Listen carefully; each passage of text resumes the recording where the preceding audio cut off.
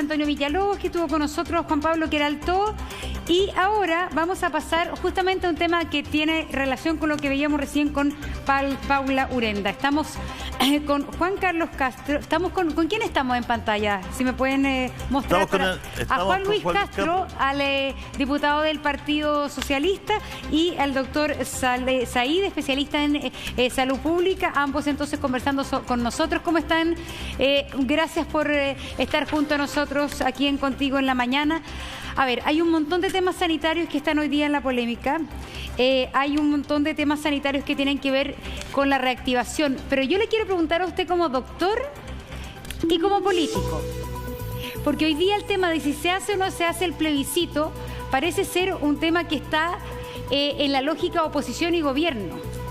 Y debiera ser un tema que está en la lógica sanitaria más que en la lógica oposición y gobierno. Pensando que usted es de oposición, pero pensando que también usted es médico, ¿debiéramos decidir cuándo es el plebiscito ahora? ¿Se puede hacer el 25 de octubre? ¿Usted recomienda hacerlo después? ¿Qué piensa? Mire, le hablo en mi doble condición. Hemos estado justamente como médico y parlamentario escuchando a toda la comunidad científica, incluso el doctor Said hace muy poco, sobre cómo se ha manejado la pandemia. Y hay dos debilidades claras hasta el día de hoy. La trazabilidad, que es muy baja, del orden del 30-40%, debería ser mayor de 80%, que es la capacidad de identificar la transmisión del virus. Y segundo, el mal manejo en aquellos lugares en que hoy día hay rebrotes o hay reactivaciones o retrocesos que impiden que esto ocurra. Por lo tanto, el efecto desigual del virus en todo Chile, con la suma y resta de lugares que están al ascenso en el norte o metropolitana que va a la baja, hasta ahora, a mí como médico, no me indican aún que haya argumento suficiente para decir que no se deba hacer el plebiscito. Otra cosa distinta es corregir estos problemas, que son serios y la propia autoridad del ministro lo reconoce, la trazabilidad, el aislamiento en determinados casos, con el control de la desescalada. La desescalada ha sido muy tormentosa. ¿Sabe por qué? Porque como médico, y seguramente el doctor Said lo va a ratificar, no puede usarse el mismo principio de la cuarentena inicial, abril-mayo, cuando teníamos cuarentenas parciales por comunas en Santiago, con la desescalada que se está haciendo hoy día, también en Santiago, por ejemplo, de mala manera, por parcialidades que están llevando probablemente a rebrotes inminentes. Por eso, yo creo que esa situación aún puede corregirse. Pero, le digo al tiro, si llegamos al 10 de septiembre, por darle una fecha, ¿verdad?, 45 días antes del plebiscito, y estas condiciones no se aseguran, evidentemente que otro el cuadro. Ahí habrá que tomar una decisión y coincide con la fecha en que el CERVEL tiene que tener todo definido de una vez sobre las reglas del plebiscito. Por lo tanto, creo que hoy es posible, pero no puedo cerrar la puerta que el día de mañana, en 2-3 semanas más, cuando lleguen los momentos definitivos, la proyección pueda ser compleja. Aún así, la experiencia de países europeos sanitariamente que han hecho elecciones en pandemia ha sido favorable. La inmensa mayoría, entonces, primera inclinación es que esto hay que asegurar todo lo posible, a no ser que haya algo dramáticamente que sea inviable de poder lograr. Diputado, ayer en el hemiciclo un diputado de la Unión Democrática Independiente, el diputado Bobadilla, dijo que el plebiscito más seguro es el que no se hace. Se hizo viral, ¿no es cierto? Él habla que si queremos proteger a la ciudadanía no hay que hacer este plebiscito. Es lo que piensan además otras personas del sector. ¿Usted cree que se está utilizando lo sanitario para no hacer el plebiscito? Se lo pregunto directamente. Derechamente yo creo que sí. Yo creo que aquí hay una estrategia que me es muy llamativa de sectores del oficialismo que lanzan este tipo de aseveraciones, poco menos que anular toda posibilidad de plebiscito, mientras al mismo tiempo las autoridades inauguran el Costanera Center, los malls, el presidente sale chuteando la pelota en una cancha de fútbol, anunciando el calendario del deporte, del fútbol chileno. Entonces, a ver, ¿de qué estamos hablando? Se pone el grito en el cielo cuando se trata del evento plebiscitario, que es de 12 horas, un día domingo, y sin embargo, manga ancha para que los malls, para que los partidos de fútbol, que todos son de gran conglomeración, se hagan todos los días. Y eso me parece a mí esconde de alguna manera una estrategia que es en el fondo de la negación de la posibilidad de tener un rechazo anticipado en ese evento plebiscitario. Entonces, cuando además otro senador dice no, tiene que haber un 50% por lo menos de votos válidos para que esto sea legítimo. Y resulta que el presidente Piñera, ustedes lo discutieron ayer también con otros parlamentarios, ganó con 49% de los votos. de electores.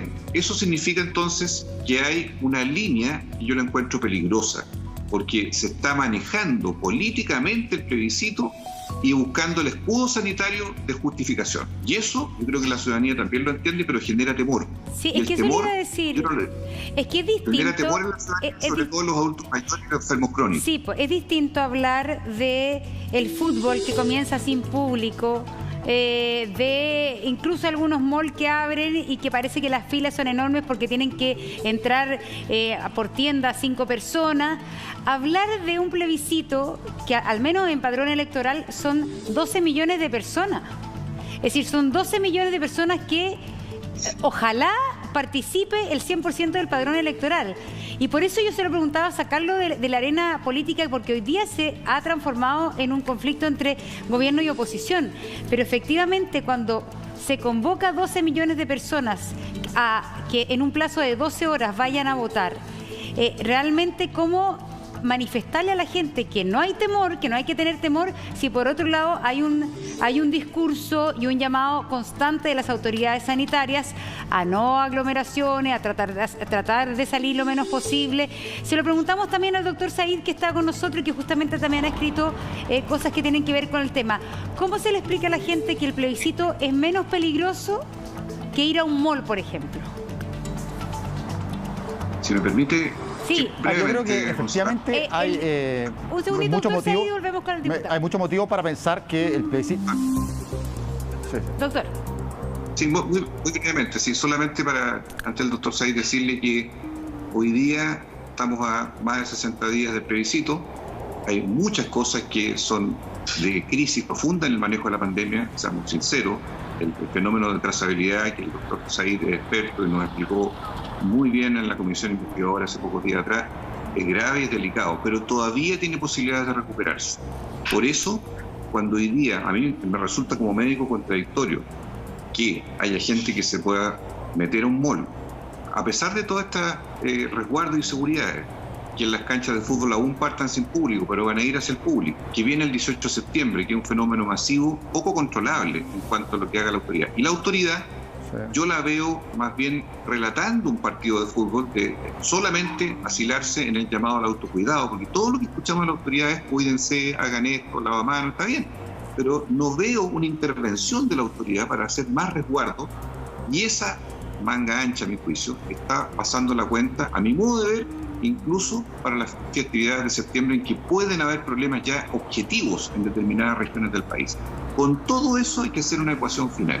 Y esa ecuación final, a mi juicio, debe ser 45 días antes del plebiscito, o sea, alrededor del 10 de septiembre, no más allá de eso.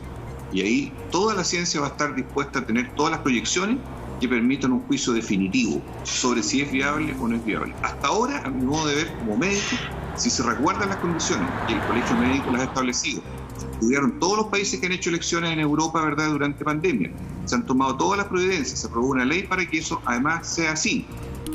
Tenemos un único problema, un problema puntual, que es qué hacemos con los COVID positivos activos, que son 15.500 personas hoy día en Chile. ¿Pueden votar o no pueden votar? Y ahí, a mi modo de ver, si no tenemos voto, como en otros países, postal, que no lo tiene Chile, pero lo podría legislar si el gobierno quiere, podríamos resguardar ese fenómeno. De lo contrario, veo muy difícil que las personas COVID positivas puedan concurrir a los colegios, porque obviamente va a generar eso una situación de alarma y preocupación. Doctor Said, la pregunta era súper concreta. El plebiscito convoca a 12 millones de personas. Eventualmente sí. Yo creo que efectivamente sí están las condiciones para poder realizar, para poder hacer un plebiscito. Las condiciones no son las mismas que en marzo. En marzo sabíamos menos del virus, no había capacidad de toma de exámenes, podíamos tomar solo 500 exámenes al día, hoy tomamos 25.000, no había camas suficientes para atender pacientes, no sabíamos mucho del virus, no sabíamos exactamente cuál era el rol de las mascarillas, el uso masivo de mascarillas, cuánto duraban superficies, cuáles eran las técnicas más adecuadas para limpiar las superficies con este virus. Hoy ha habido todo un aprendizaje respecto a eso. Y más aún ha habido un aprendizaje electoral. Hoy en día hay 22 países que han realizado elecciones en medio de pandemias. Y de hecho 2 países son Polonia y Corea, han tenido votaciones que han sido históricas en cuanto a la participación de personas en esta elección sin un incremento significativo de casos. Creo que el caso de Polonia es bien interesante porque Polonia es un país que tiene un PIB per cápita, o sea, económicamente similar a nosotros, no es un país que sea particularmente rico, particularmente tecnológico, y pudo hacer una elección que tuvo un récord de participación. Entonces, aquí lo que se necesita es generar las condiciones para realizar este plebiscito, y esas condiciones dependen fundamentalmente del gobierno. Un plebiscito no es más riesgoso que ir al supermercado, en eso seamos realistas. En el supermercado uno interactúa con muchas personas, probablemente por más de una hora, con productos distintos que se recogen, que se traspasan, digamos, de un carro, que han sido manipulados por diversas personas. Entonces, claramente, ir a un supermercado es una actividad que es más riesgosa que un plebiscito. Ir a un mall es más riesgoso que un plebiscito. Las interacciones en un plebiscito son acotadas, es una persona que va a participar en una fila con distancia social, que se puede regular el uso de mascarillas, que se puede fiscalizar, que se puede hacer que cada persona use su propio lápiz, que se pueden usar paneles separadores, en el fondo, que permitan separar a los vocales de las personas que están votando. Entonces, hay formas efectivas de hacer un plebiscito seguro. Eso lo han hecho ya países. No veo por qué Chile no puede sumarse al carro de los países que han hecho las cosas bien y hacer las cosas bien. Creo que es contradictorio decir, mira, podemos ir al mall, podemos ir al supermercado, pero no se puede votar. Y por lo demás, seamos realistas, es insostenible pensar que nosotros podemos postergar indefinidamente todas las elecciones. El coronavirus llegó para quedarse, no se va a ir mañana, no se va a ir pasado, es probable que siga en marzo, es probable que siga en junio, no sabemos si va a haber una vacuna, e incluso si hay una vacuna, esa vacuna probablemente sea como la influenza, no sea una vacuna que haga desaparecer el virus, sino que va a ser una vacuna que reduzca la letalidad por el virus, pero no va a hacer que el virus se vaya. Entonces tenemos que adaptarnos, tenemos que generar una convivencia de largo plazo con el virus. Es insostenible pensar que vamos a postergar todas las elecciones indefinidamente. ¿Qué nos dice que en marzo no vamos a estar en una situación similar? O quizá en julio del próximo año no vamos a estar en una situación similar. ¿Y qué vamos a hacer? ¿Vamos a postergar las presidenciales, las parlamentarias? Nuestro país es insostenible hacer algo así. Creo que, en cierta forma, comer es tan importante como votar. Son cosas que son funciones vitales. Una es una función vital de la sociedad y otra es una función vital de las personas. Ambas las tenemos que hacer. Tenemos que comer y tenemos que votar. Las dos cosas hay que hacerlas, y las condiciones o las herramientas para poder hacer un plebiscito seguro las tiene. Y yo creo que hoy justamente lo que más estamos fallando es que el gobierno aumentó los exámenes, aumentó las camas críticas, pero ha fallado en la trazabilidad. El gobierno tiene tiempo para ponerse las pilas en eso, recuperar la trazabilidad de los contactos y mejorar las condiciones para hacer un plebiscito con el apoyo de toda la sociedad civil. Juan Carlos, pero yo ayer hablaba con una epidemióloga de la Universidad Católica, Caterina, no sé si usted me ayuda con el apellido, un apellido italiano. Ferreccio. Ella, y me decía Ferreccio. que... Sí, Ferreccio. Y me decía ella que la trazabilidad se estaba trabajando a su juicio bastante bien ahora. Lo que pasa es que llegamos muy tarde. Se empezó a hacer demasiado tarde, se empezó a hacer cuando ya estaba desbandado. Si se hubiese hecho al principio con los primeros 400 casos importados, otro gallo cantaría, me decía, pero se está haciendo la trazabilidad, se está tratando de agarrar cuando ya está desbordado, por lo tanto es bien ingrato ese trabajo que se está haciendo en la salud primaria, digamos, ¿no es cierto?, que es fundamental. Pero yo, acotando eso, ¿no? Sí. Para no ser injusto con la gente que está trabajando en la trazabilidad, que agarró un fierro caliente, digamos, por decirlo en fácil, ¿no es cierto?, y ha tenido que tratar de ir cada vez mejorando más. Yo quiero recoger lo que dicen los televidentes, los ciudadanos, las personas. Muchos me han puesto acá en el chat del programa, dicen: ¿qué diferencia hay entre ir a votar y lo que pasa en este minuto que me voy bajando del metro y llegando a mi casa? Dice, ¿por qué el plebiscito u otras cosas hay tanto a la araca cuando en el transporte público hoy día se vive una situación que no es ni paso 1, ni paso 2, ni paso 4, es paso 77, pone aquí el televidente, digamos, como chiste, digamos, Juan Carlos? ¿Qué es lo que opina usted de este sentir de la gente? César, primero, dos cosas. Yo estoy de acuerdo que ha habido grandes mejorías en trazabilidad. No quiero cuestionar eso. Estoy de acuerdo con tu diagnóstico de que se perdió mucho tiempo en trazabilidad. Piensa que recién la normativa de trazabilidad se generó el 1 de julio. O sea, yo te diría que hay un antes y un después con el ministro París en trazabilidad. Claramente, con el ministro París se aumentó el número de trazadores, se mejoró la plataforma de trazabilidad, se incorporó a la atención primaria. Entonces, ha habido un antes y un después. Esa trazabilidad ha mejorado, pero dista de ser óptima. Yo creo que el dato clave en esto es que hoy en día solo se ubica un promedio de 1,5 contactos por cada caso positivo. Para que te hagas una idea, la mayoría de las guías internacionales hablan que queríamos tener al menos más de 5 contactos, o sea, por caso diagnosticados. En una comuna como Estación Central hay 80 casos y se han ubicado 70 contactos. Entonces eso habla de una trazabilidad que no es suficiente. Estoy de acuerdo que ha mejorado, pero te doy un dato, por ejemplo. El primer reporte de trazabilidad comunal se publicó el 10 de agosto, o sea, se publicó hace una semana. Entonces ha sido lento esto y efectivamente ha sido lento porque partimos tarde. Ahora, ¿ha mejorado? Sí, estoy de acuerdo contigo que ha mejorado. Y respecto a la situación del transporte, sí, efectivamente, yo quiero hacer énfasis en eso. El plebiscito no es más inseguro que otras cosas que hoy estamos haciendo. Y de hecho yo te diría que es una situación controlada, en la cual se pueden tomar muchas providencias, muchas precauciones que permitan hacerlo lo más seguro posible. Sí. Y eso se ha hecho en otros países. Sí, pero, entonces doctor, yo no veo por qué no podemos hacerlo nosotros. Es que hay te insisto. Sí, pero hay un aspecto acá que puede resultar contradictorio para muchos. La autoridad, más allá de el discurso de la autoridad, y en eso hay discurso también de gente de la oposición, es: hay que quedarse en casa, no hay que reactivar, las transiciones están siendo demasiado prematuras. Ayer anunciaron que hay comunas que vuelven para atrás.